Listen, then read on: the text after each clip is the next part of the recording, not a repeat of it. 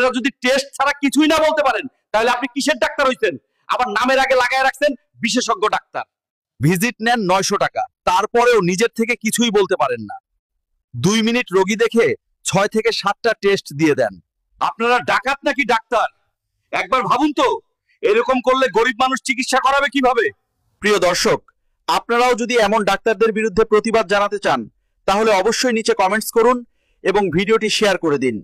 ওদিকে সিরিয়াস রোগী মারা যায় আর আপনি ওষুধ কোম্পানির লোকদের সাথে গল্প করছেন। আপনি মানুষ না জানোয়ার? সারাদিন ওষুধ কোম্পানির লোকদেরই সময় দেন, রোগীদের সময় দেন না। সিরিয়াল নিছেন 300। আপনারা ডাক্তার না ব্যবসায়ী? আপনারা মানুষ না অমানুষ? প্রতিটি ডায়াগনস্টিক সেন্টারে রোগীর থেকে ওষুধ কোম্পানির লোক বেশি কেন? এটা রোগী দেখার জায়গা, ওষুধ বিক্রির জায়গা নয়। বন্ধ করুন এসব।